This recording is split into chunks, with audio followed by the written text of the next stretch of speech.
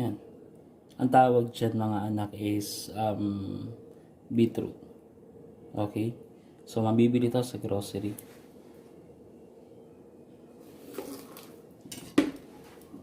So, ang gagawin dyan is i-julienne lang natin. Or fine julienne. Medyo makatas. Okay? Kaya after nyong anuhin to, gayatin to.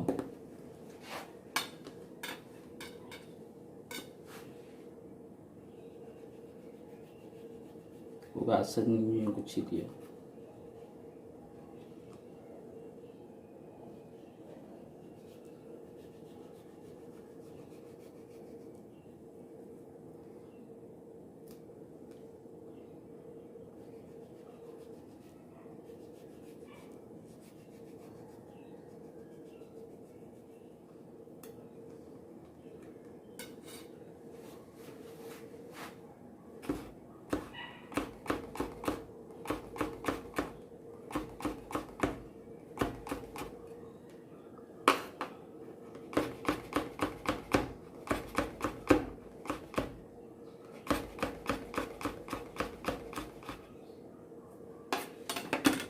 So mga anak, kailangan ganito siya kaninipes ha. Ayan. Para mas maganda doon sa plating natin mamaya. Okay? So ganyang kanipes.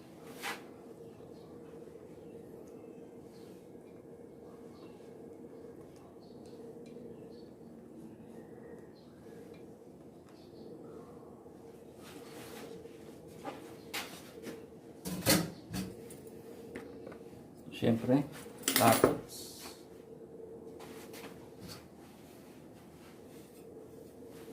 So, kailangan natin ng carrots mamaya sa plating natin. So, kapag medyo makapal na yung slice ng peeler, okay na yan. Tulad nito. Okay? Tulad nito. Or fine julienne.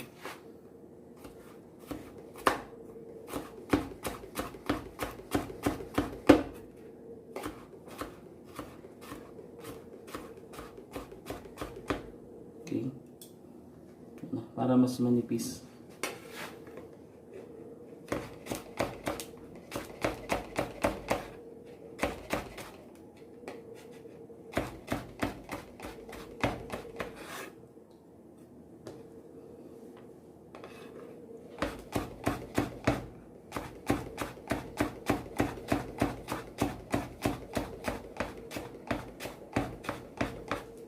Yan.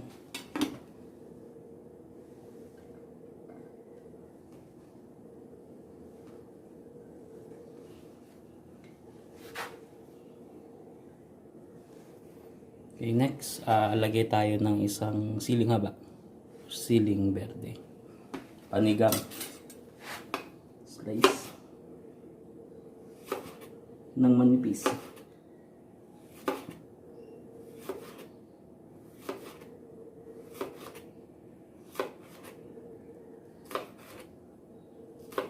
Okay. So, yan lang naman ang kailangan natin. So, pwede naman tayo magdagdag mamaya.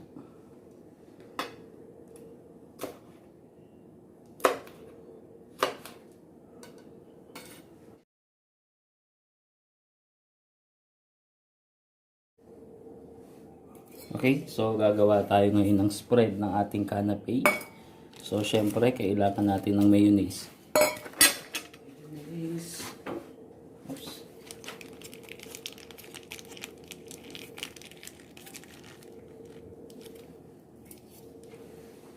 Yan.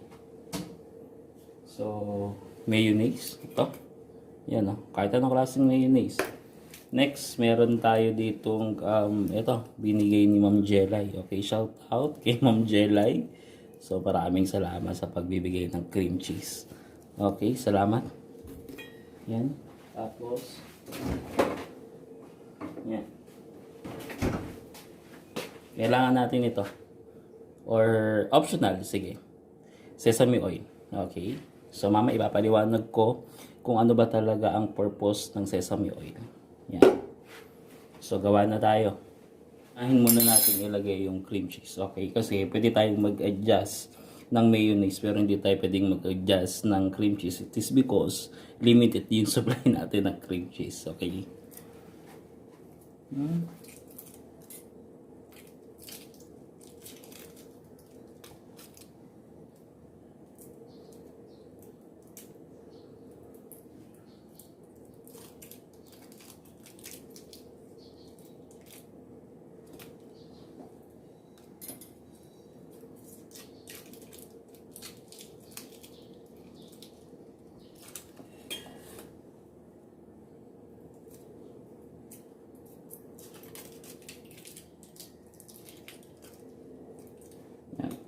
Lagyan natin ng mayonnaise. Konting-konti lang. Kasi kailangan medyo thick yung ating bread. Ayan. So, durog lang ng durog. Ayan, durog lang.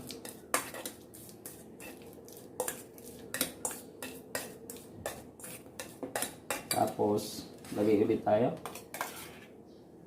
Ayan. Ayan o.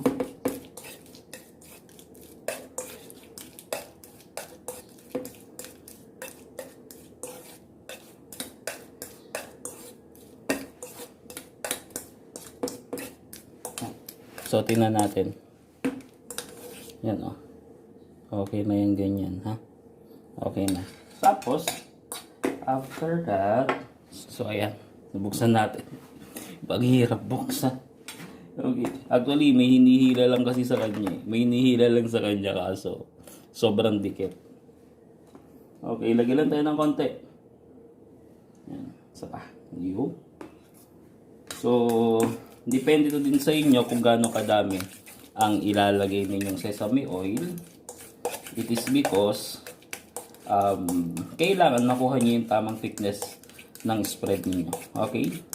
So ano ba ang purpose ng oil or ng fats doon sa paggawa ng mga spread, kahit sa sandwich spread mga anak? So ang purpose niyan, siya yung nagiging binding agent para ma-prevent natin yung watery doon sa mga mayonnaise or doon sa cheese. Kung mapapansin nyo kasi mga anak, kapag gumagawa tayo ng spread, kapag naglalagay tayo ng salt, ayan, tulad nyan, salt saka pepper. Kasi si salt, kapag nilagyan mo yung isang ingredients, medyo magwa-watery siya. So, si oil, siya yung nagpe-prevent ng watery doon sa mayonnaise. Okay? Para hindi magtubig. Para maganda pa rin siyang tingnan. Okay? So, tulad nito, yan o. Okay na yan. So, ilipat na natin sa lagayan. Dito nga pala mga anak, pwede kayo maglagay ng salt or pepper or ng sugar. Depende dun sa prepared ninyong taste for your spread. Okay? So, kailangan ganun na. Bahala kayo kung maglalagay kayo ng salt, ng sugar, or ng pepper.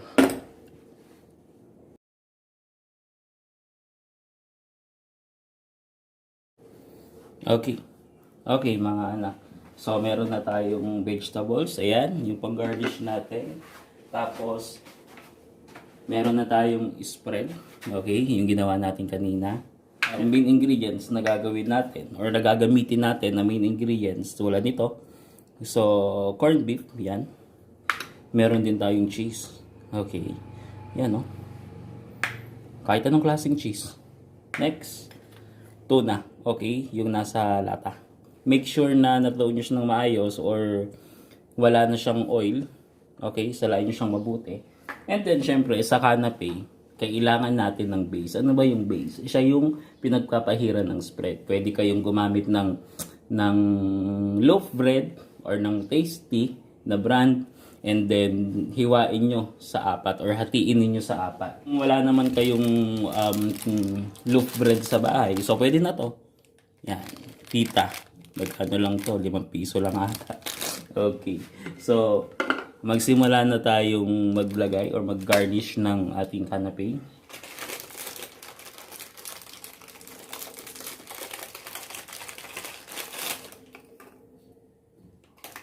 or kahit tigda dalawa lang doon sa main ingredients natin.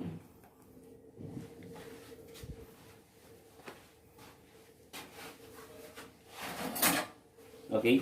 So, basta tandaan ng Canape natin, kailangan meron kayong base, cracker man yan, or bread. Okay? And then, meron tayo ditong spread. Meron tayong, yan, ingredients or vegetable ingredients para sa garnish. And then, meron tayong main ingredients. Okay? Yun yung pinaka-importante sa lahat. Tayo nito. Okay? Ano ba yung sabi ko sa ito? Yan o. Gamit din tayo niyan.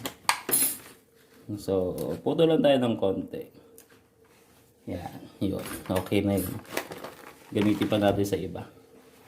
Next, syempre. So, kuha kayo ng isa. Okay? Tapos pahiran nyo ng spread. You know? Yung sakto lang. Okay? Yan. Yung sakto lang. Okay? Then after that, kuha kayo ng main ingredients. So, nagugas ako ng kamay.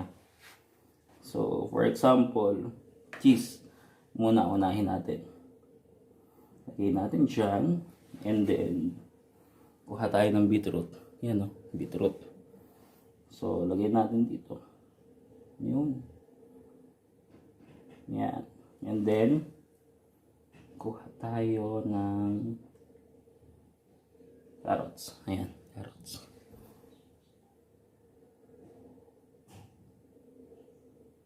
Okay.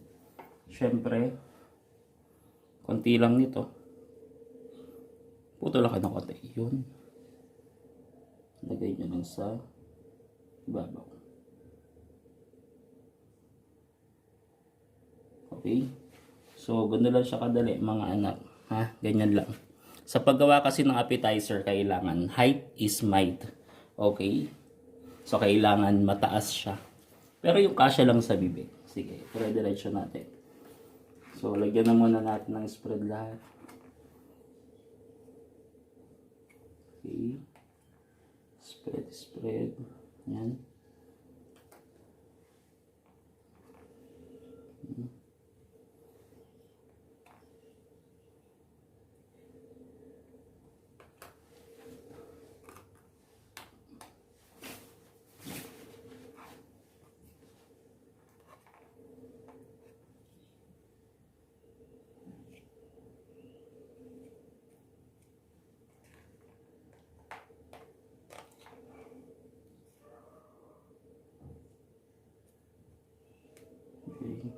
Hintay spread.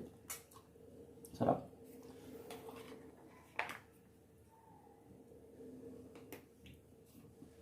That's what. Tanggalin na natin si spread dito para so yusilin natin.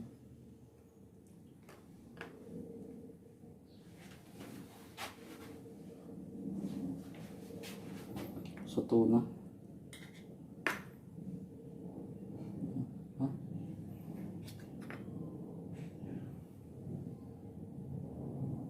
Okay. So, corn beef. Yung.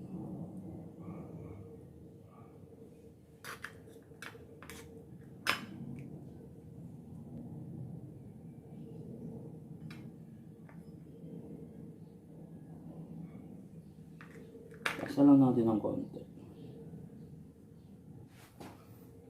Lagyan na natin ng mga garnish.